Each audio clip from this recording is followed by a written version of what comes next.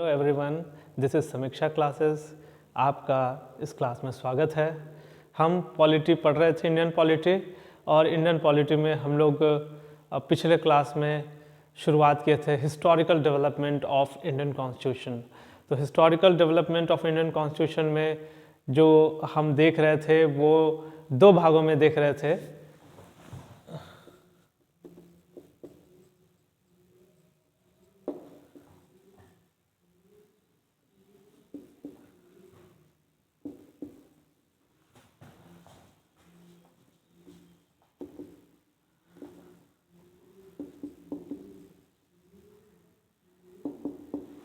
हमने बात किया कि ब्रिटिश जो इंडियन कॉन्स्टिट्यूशन के डेवलपमेंट में जो काम किया है उसको हम दो भागों में बांटते हैं।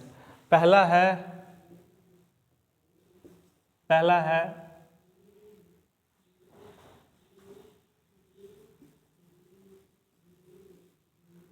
कंपनी रूल, जो 1773 से लेकर के 1858 तक रहता है, और इसके बाद क्राउन रूल आ जाता है।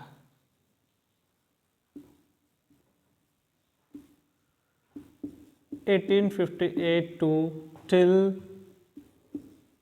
The independence of India.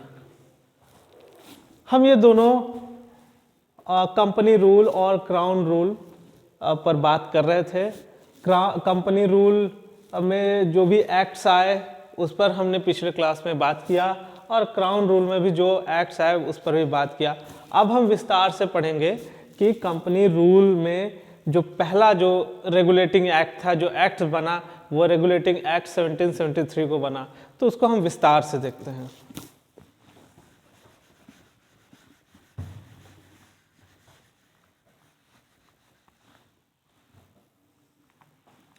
इसमें पहला जो एक्ट बना है वो रेगुलेटिंग एक्ट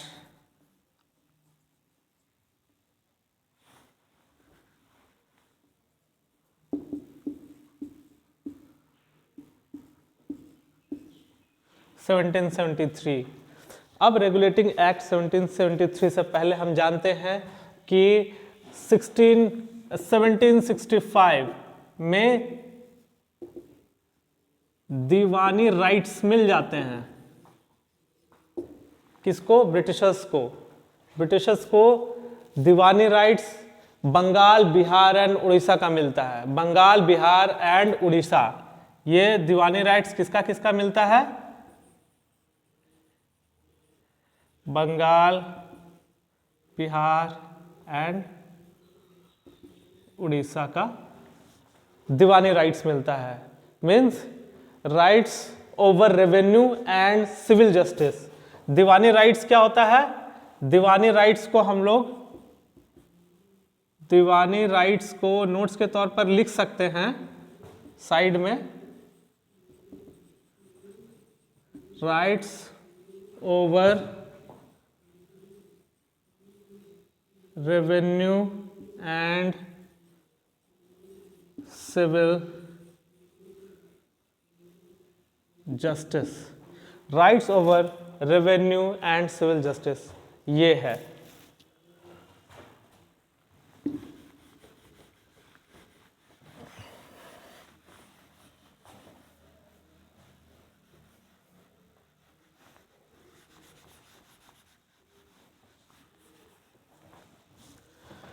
रेगुलेटिंग एक्ट, ये कहीं ना कहीं पिछले क्लास में हमने बताया था कि ये एक प्रकार से ऐसा एक्ट था जहां पर ब्रिटिश गवर्नमेंट ने शिकंजा पहली बार इस कंपनी पर कसने की कोशिश की।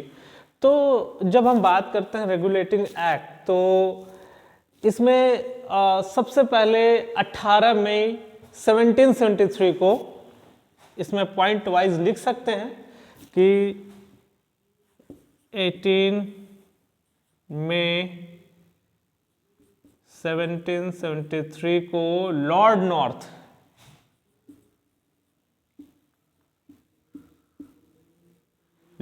नॉर्थ ने एक बिल प्रेजेंट किया ब्रिटिश पार्लियामेंट में, जो आगे चलकर रेगुलेटिंग एक्ट बना, है ना, प्रेजेंटेड कट रहा है।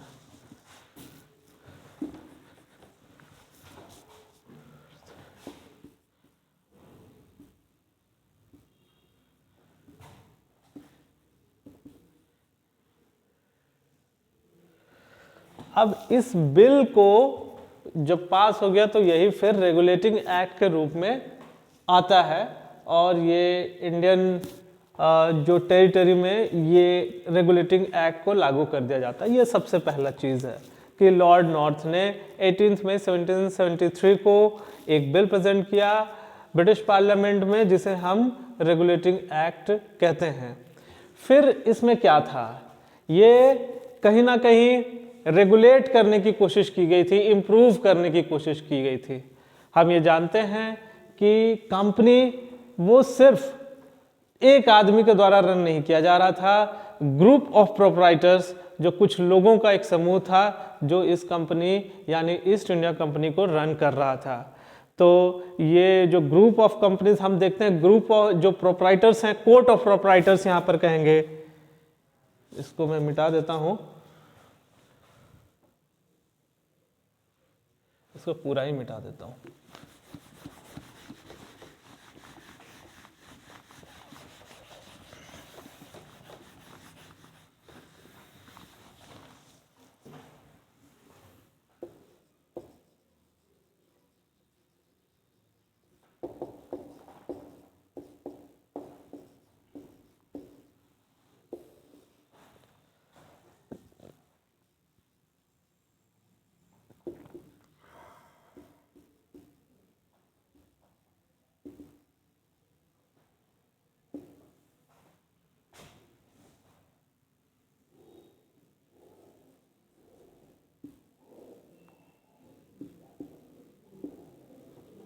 कोर्ट ऑफ प्रोप्राइटर्स को रिफॉर्म किया गया।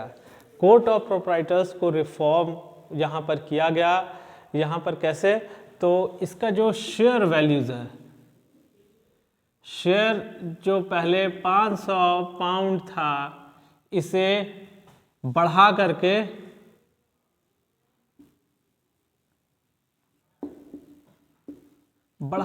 इसे 1000 पाउंड कर दिया गया। ये बहुत बड़ा रिफॉर्म था। इसके जो शेयर वैल्यूज को बढ़ा दिया गया। कंपनी लगातार मुनाफा में जा रही थी, एक्सटॉर्शनेट बेनिफिट्स और एक्सटॉर्शनेट प्रॉफिट अर्न कर रही थी। अब वो जैसे भी अर्न करे, वो कंपनी का जो शेयर है वो बढ़ गया। उसके बाद हम देखते हैं बोर्ड ऑफ डायरेक्टर या court of directors.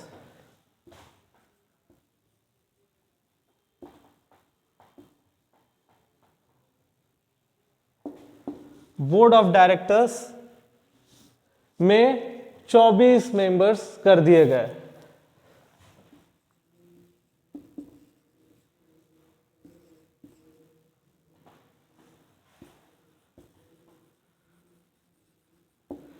Board of directors में 24 मेंबर्स कर दिए गए।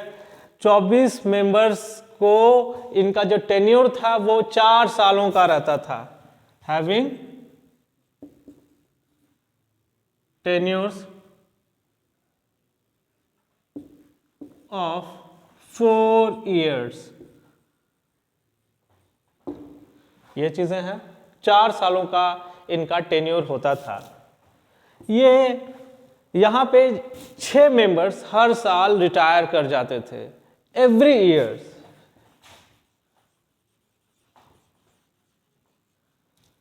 6 members of board retired every year 6 members of board retires। ठीक है, हर साल 6 मेंबर्स बोर्ड के रिटायर हो जाते थे। इसके बाद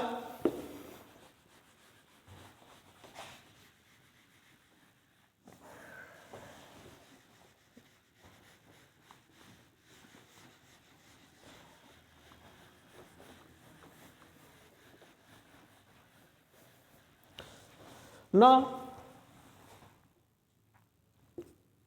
governor of Bengal was called governor general of Bengal. ठीक है, गवर्नर ऑफ बंगाल जो थे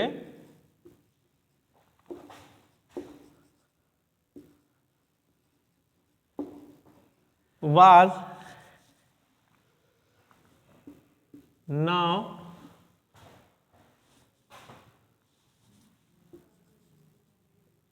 एग्जैल्टेड, छोड़ो आसान भाषा में, uplifted, governor of Bengal was now called governor general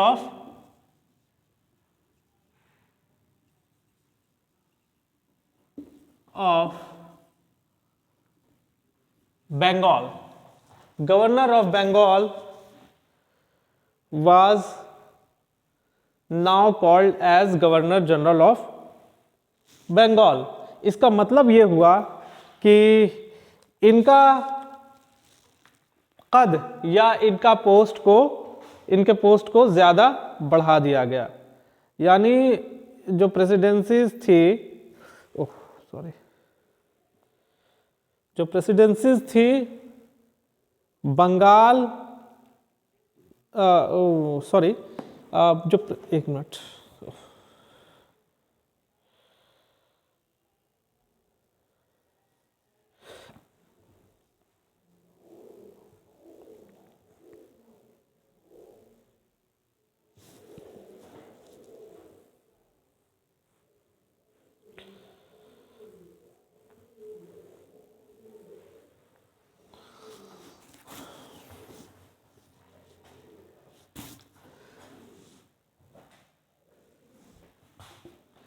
जो प्रेसिडेंसीज थी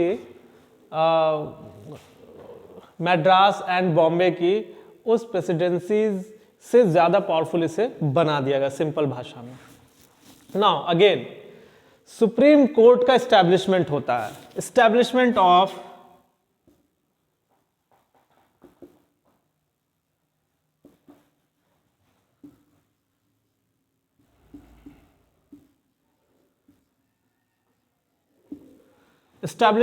the Supreme Court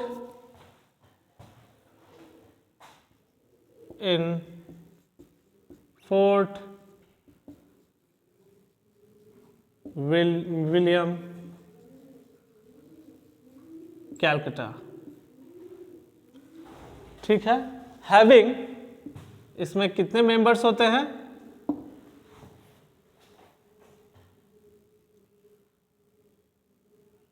1 chief justice and 3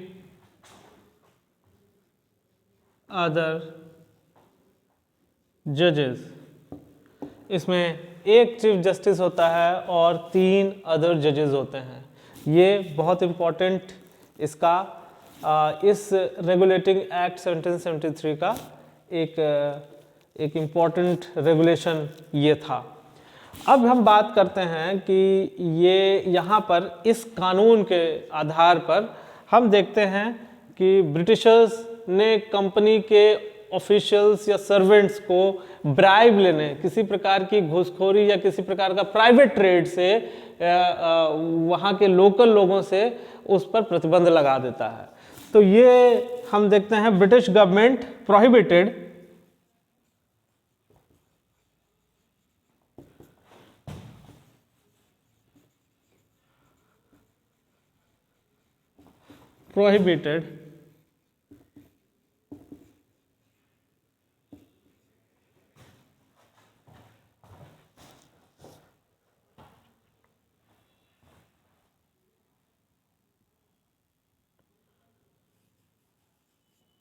the private trade and any kind of bribe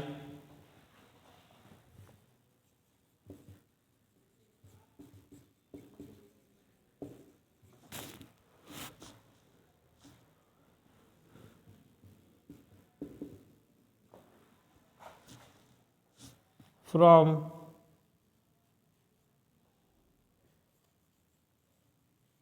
local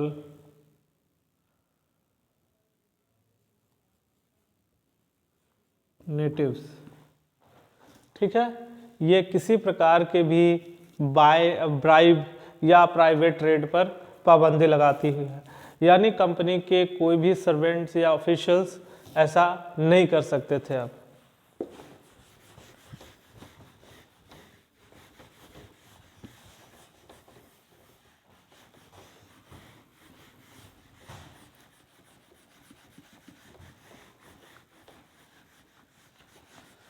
regulating act को देखने के बाद हम आगे बढ़ते हैं।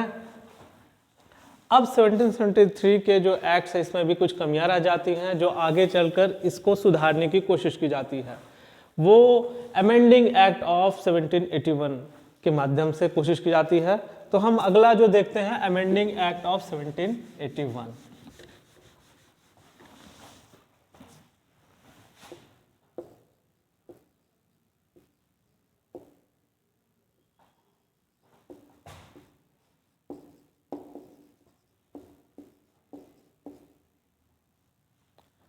जिसे हम एक्ट ऑफ सेटलमेंट भी कह रहे हैं, SETTLEMENT, सेटलमेंट, एक्ट ऑफ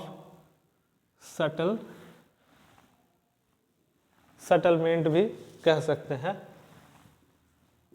तो हमने रेगुलेटिंग एक्ट ऑफ 1773 में ये देखा कि ये अब कंपनी सिर्फ मेयर ट्रेडिंग बॉडी नहीं रह जाती है, ये एक अजीब किस्म का एक नया प्रकार का एक कॉरपोरेशन में कन्वर्ट हो जाती है। तो इसकी सबसे ख़ास बात ये रहती है कि अब यहाँ पर not only for trade but also for administration भी हो जाता है, यानी पहली बार ब्रिटिश गवर्नमेंट यहाँ पर रिकग्नाइज करती है कि कंपनी का सिर्फ ट्रेडिंग एक्ट नहीं है, यहाँ पर एडमिनिस्ट्रेशन भी है। अब ना कुछ कमियां रह गई थी, उसको दूर करने के लिए यहाँ पर अमेंडिंग एक्ट ऑफ 1781 आता है। पहला जो हम देखते हैं वो ये, इसको यहाँ से कर देते हैं। पहला है कि सुप्रीम कोर्ट का जुरिस्डिक्शन जो होता है वो कलकत्ता के सारे जगह में होता है, सारे लोगों में होता है, लेकिन एक सबसे महत्वपूर्ण चीज़ है कि सुप्रीम कोर्ट को ये अमेंडमेंट के माध्यम से उसके पर्सनल यहाँ के जो रिलीजियस बेसिस पर जो पर्सनल लॉ बने थे हिंदूज के एंड मुस्लिम्स के, उन्हें भी ध्यान में रखते हुए जस्टिस देने का यानी डिस्पेंसिंग ऑफ जस्टिस देने की बात कही गई है। तो अमेंडिंग एक्ट में सबसे पहला चीज है कि although supreme court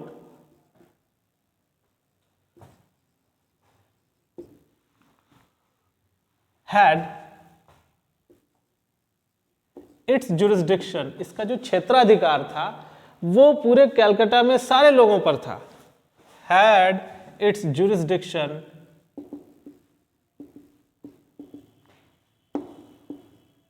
over every citizen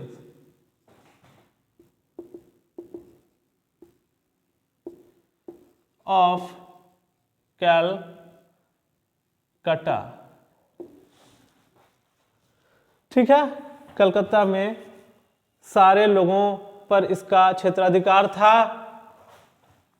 and the court has to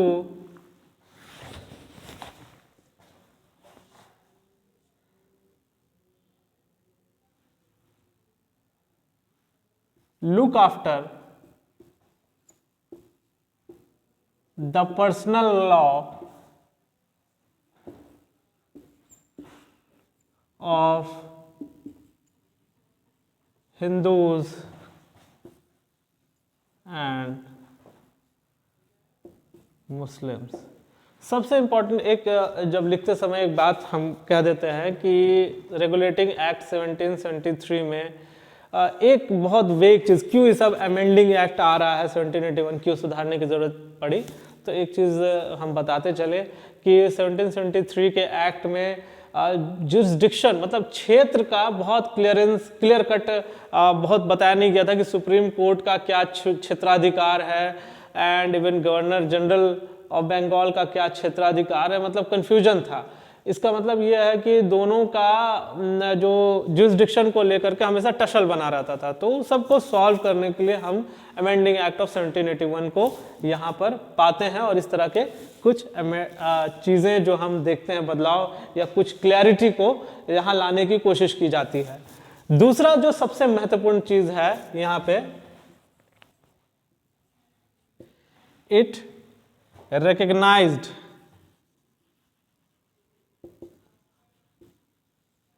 the judicial authority of Governor General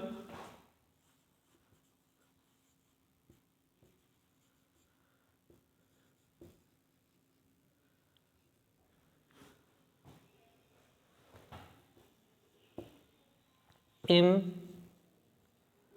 council.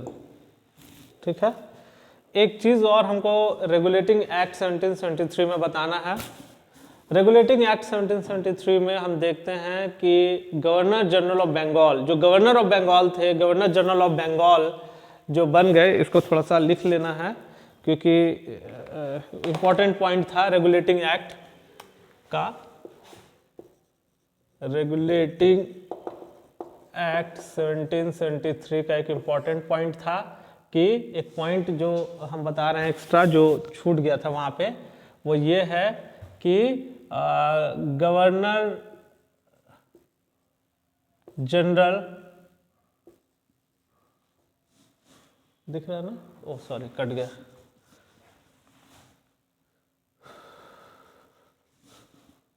नहीं दिख रहा।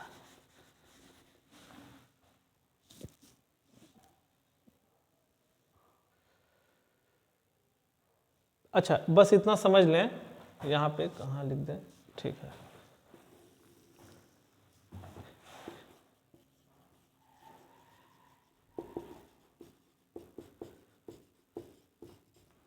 एक पॉइंट यहाँ छूट रहा था जो मैं बता दे रहा हूँ।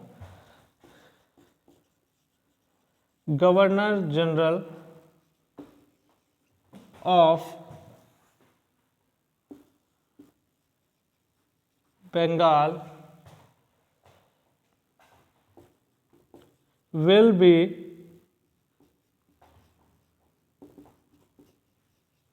assisted by, या हाँ, will be assisted by 4 members, 4 by a council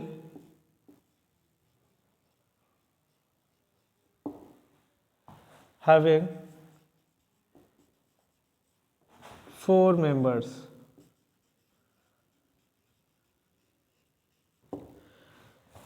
इसको लिख लें, ये रेगुलेटिंग एक्ट 1773 में गवर्नर जनरल ऑफ बंगाल को एक काउंसिल मदद करेगी जिसके 4 मेंबर्स होंगे, 4 मेंबर्स होंगे। एक प्रॉब्लम यहाँ पर भी आया जिसके वजह से अमेंडिंग एक्ट 1781 भी आया, क्योंकि ये 4 मेंबर्स थे और 4 मेंबर्स क्या थे, इनको जो भी डिसीजंस जो भी होता था तो ऐसा डिसीजंस लिया जाता था कि 4 मेंबर्स में मेजॉरिटी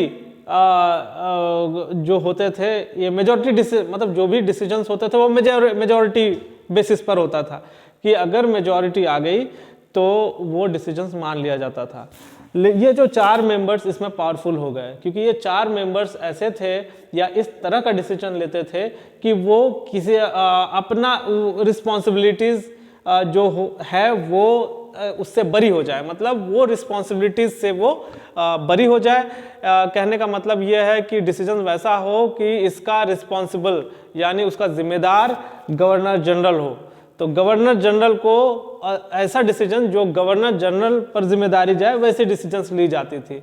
तो यहाँ पर एक सबसे जो मैलिशियस प्रैक्टिसेस, यानी जो 4 मेंबर्स पावरफुल इससे बन जाते थे, और ऐसे में जब जो मेजॉरिटी डिसीजंस का मतलब होता है कि 3-1 से, यानी 4 लोगों में से मेजॉरिटी क्या हो गया, 3 लोग, अगर 3 मेंबर्स अगर तैयार हो गए कि नहीं सही है, ये चीज़ होना चाहिए, या कोई ख़ास जो डिसीजंस लेना है उस डिसीजन पर अगर 3 लोग सहमत हो गए तो वो डिसीजंस को पारित कर दिया जाता है, या फिर उसे एक कानून के रूप में या कुछ ऐसा जो प्रैक्टिसेस में, एक्ट्स में शामिल किया जा सकता था। तो मतलब यहाँ पर जो भी डिसीजंस होते थे उसको लेकर के। लेकिन अगर मान लो या मान लें कि ये मेंबर्स में अगर टाई हो जाता था, यानी 2 मेंबर्स किसी खास मुद्दे पर राजी होते थे और 2 मेंबर्स राजी नहीं होते थे, तो ऐसी स्थिति में गवर्नर जनरल को कास्टिंग वोट देने का अधिकार होता था। कास्टिंग वोट कहने का मतलब ये हुआ कि जब टाई हो जाता है तब फिर वो वोटिंग करता है, और वोटिंग में जिधर वो चाहेगा, जिधर या तो पक्ष में या तो विपक्ष में, किसी मुद्दे के पक्ष में या विपक्ष में अगर वो वोट करता है तो उसी के आधार पर फैसला होगा। तो यहाँ पर गवर्नर जनरल को उसी वक्त वोट देने का अधिकार था, अदरवाइज जो डिसीजंस होता था काउंसिल्स का वो मेजॉरिटी डिसीजंस होता था, और इसमें गवर्नर जनरल ऑफ बंगाल उतना पावरफुल नहीं होता था। तो इस चीज़ों को भी लेकर के कहीं ना कहीं रेगुलेटिंग एक्ट 1773 बहुत स्ट्रांग नहीं दिखता है। बाद में इसमें इन सारी चीज़ों में सुधार होता है। तो ये बहुत इंपॉर्टेंट कॉन्सेप्ट था जिसको मैंने यहाँ पर बताया।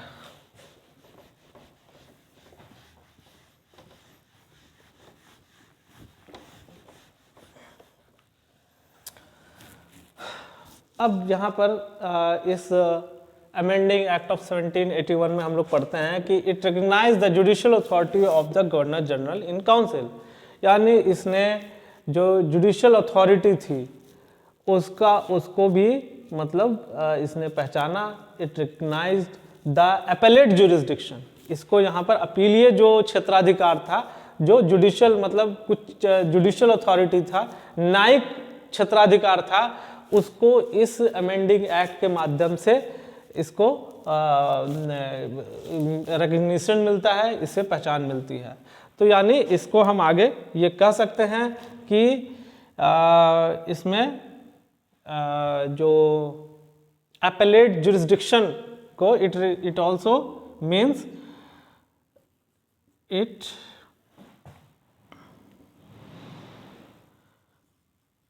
recognized the appellate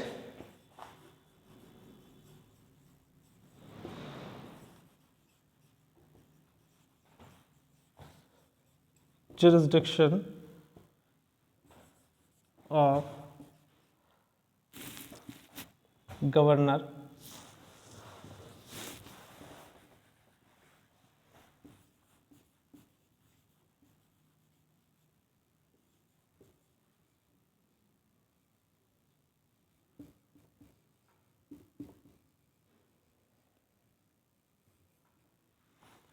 appellate jurisdiction को ये रिकग्नाइज करता है, यानी अपीलीय क्षेत्राधिकार को ये रिकग्नाइज करता है।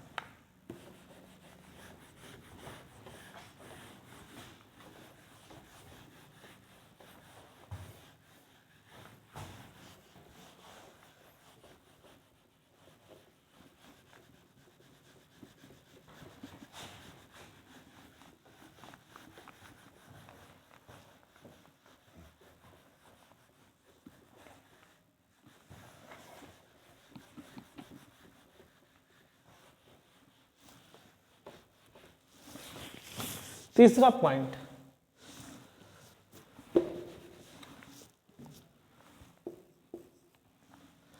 पॉइंट, ये है कि it exempted the governor general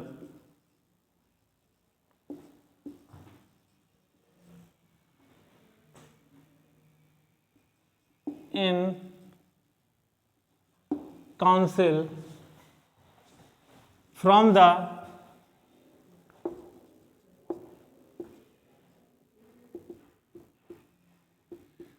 jurisdiction of supreme court, यानी सुप्रीम कोर्ट के जुरिस्डिक्शन से, सुप्रीम कोर्ट के क्षेत्राधिकार से governor general and it's council को अलग कर दिया गया। यानी अब वो जो भी एक्ट कर रहे हैं, जो भी चीज़ें कर रहे हैं, या इंडिया में जो भी जिस प्रकार से वो गवर्न कर रहे हैं, उस पर सुप्रीम कोर्ट कोई भी संज्ञान नहीं ले सकती है। ये बहुत इम्पोर्टेंट चीज़ें होती हैं यहाँ पे कि ये सुप्रीम कोर्ट के जुरिस्डिक्शन से हटा दिया जाता है। ठीक है, तो ये बहुत इम्पोर्टेंट चीज़ है। अगला पॉइंट जो है,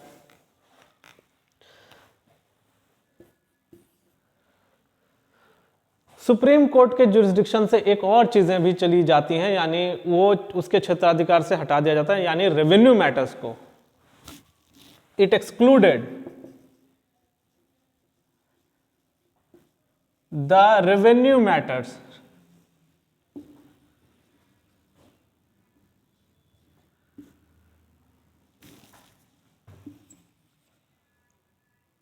of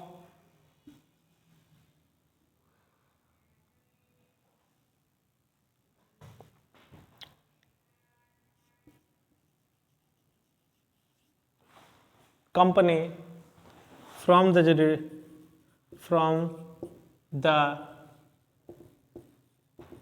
jurisdiction of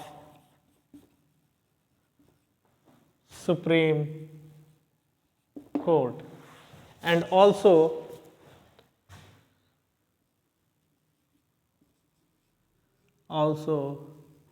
the matters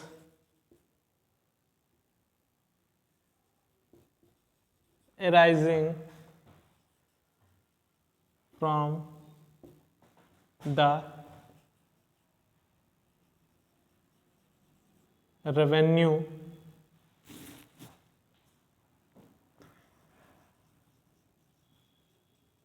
collection। ये बहुत इंपॉर्टेंट चीज़ है कि सुप्रीम कोर्ट के क्षेत्राधिकार से एक तो रेवेन्यू मैटर्स को हटा दिया गया, यानी जो भी रेवेन्यू से जनरेटेड, जो रेवेन्यू से रिलेटेड जो भी चीज़ें थी कंपनी की, उसको हटा दिया गया। साथ में रेवेन्यू कलेक्शन, जैसे रेवेन्यू गए, पैसा को कलेक्ट करने के वक्त जो डिस्प्यूट्स, कभी कभी विवाद खड़े हो सकते हैं या होते थे, वैसे विवाद को भी सुप्रीम कोर्ट के दायरे से हटा दिया जाता है। तो इस तरह से हम ये देखते हैं कि इसने एक तो गवर्नर जनरल के जो पावर को और भी बढ़ा देता है, उनके जो वर्क्स हैं या उनके जो कार्य हैं उस पर किसी प्रकार का अंकुश ना लगे, या वो अपने अपने अनुसार काम कर सके, इसको लेकर के सुप्रीम कोर्ट के जो क्षेत्राधिकार हैं वहाँ पे उस क्षेत्राधिकार से उसे विमुक्त या मुक्त कर दिया जाता है। और हम ये देखते हैं कि ये काफ़ी प्रभाव को बढ़ा देता है। ये अमेंडिंग एक्ट 1773 में जो चीज़ें कमी रह गई थी उसको सुधारते हुए ब्रिटिश कंसोलिडेशन, यानी ब्रिटिश एक प्रकार से उसका जो इंडिया में पकड़ को और हम मजबूत होते हुए यहाँ देखते हैं। इस प्रकार से ये एक्सक्लूड कर देता है, हो जाता है। अब अगला पॉइंट जो है, फिफ्थ पॉइंट, ये भी बहुत इंपॉर्टेंट है।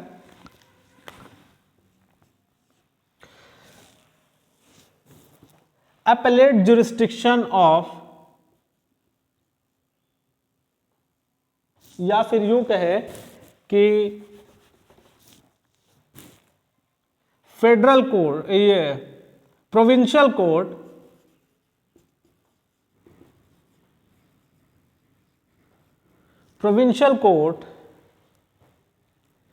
may appeal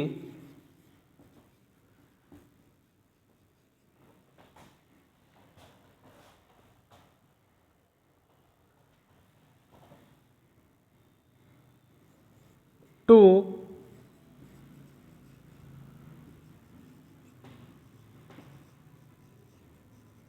governor general in council and not to the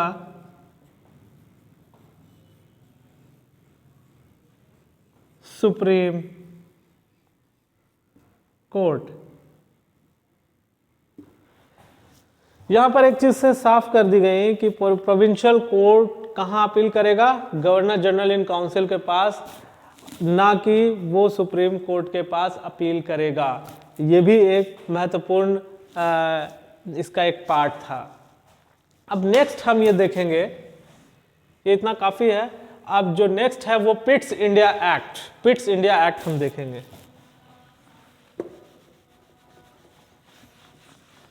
amending act खत्म हो गया। अब नेक्स्ट जो एक्ट हम देखेंगे वो पिट्स इंडिया एक्ट देखेंगे।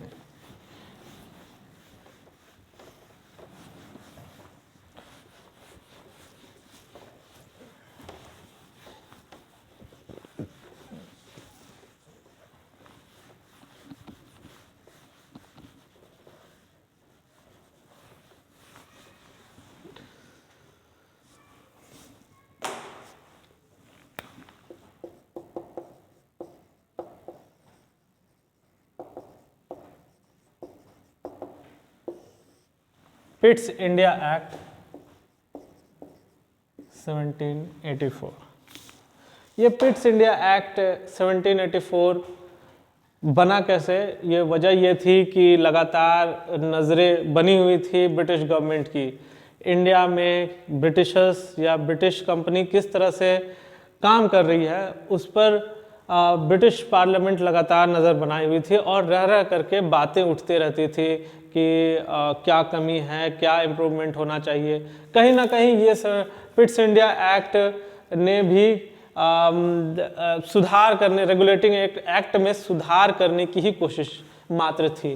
तो ये बार बार जब वहाँ के पार्लियामेंट में बात उठती थी तो अंत में जा कर के एक कमेटी गठन हुआ और इस कमेटी ने जो रिपोर्ट प्रेजेंट किया वो हम यहाँ पर देखते हैं पिट्स इंडिया एक्ट के तौर पर।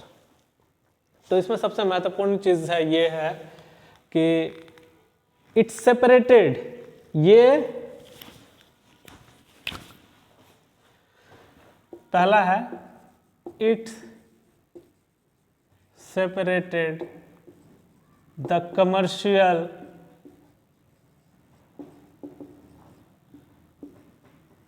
and political function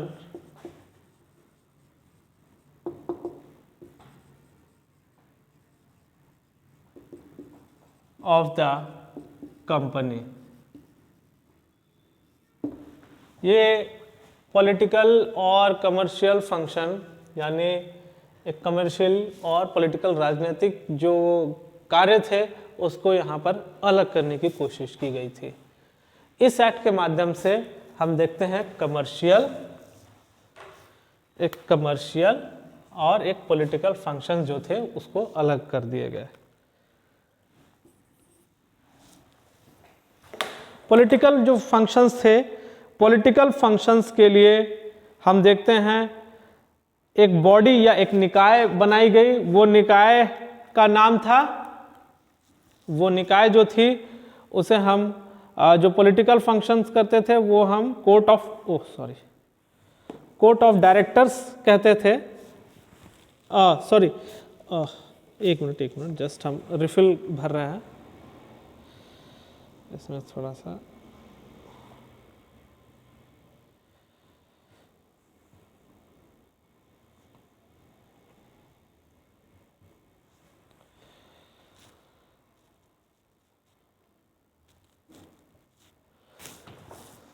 हाँ, ये जो हम चीज़ देख रहे हैं कि पहले तो कमर्शियल एंड पॉलिटिकल फंक्शंस को कंपनी के जो पॉलिटिकल और कमर्शियल फंक्शंस को अलग कर दिए गए। अब दूसरा महत्वपूर्ण चीज़ था जो commercial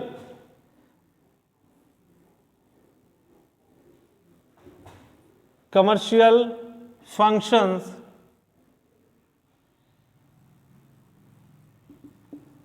of the company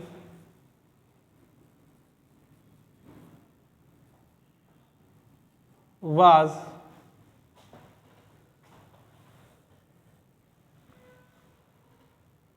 under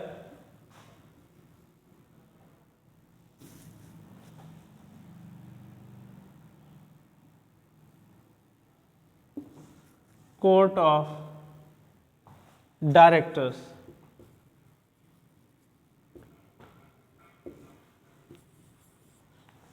commercial functions जो था कंपनी का वो किसके द्वारा देखा जा रहा था? कोर्ट ऑफ डायरेक्टर्स के द्वारा। Political functions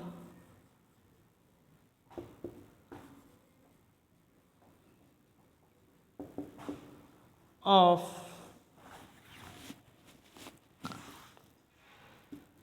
the company was managed by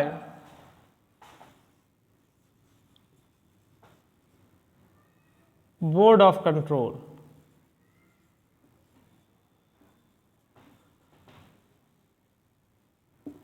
Having 6 members.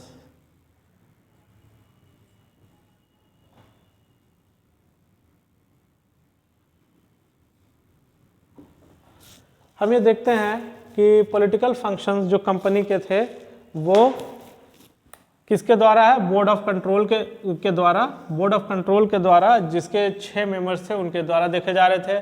Commercial functions किसके द्वारा देखे जा रहे थे? तो कोर्ट ऑफ डायरेक्टर्स के द्वारा देखे जा रहे थे। अब ये इतना हो गया। आगे है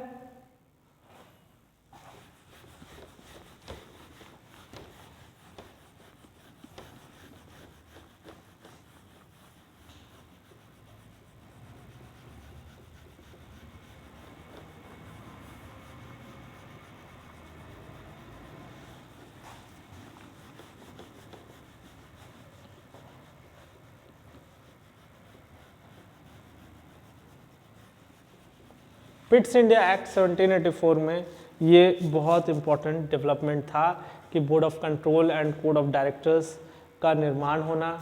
इसके साथ ही यहाँ पर हम ये देखते हैं कि पिट्स इंडिया एक्ट इस प्रकार से कोशिश करता है जो पिछले जो गलतियाँ हुई थे उसको दोबारा दोहराया ना जाए।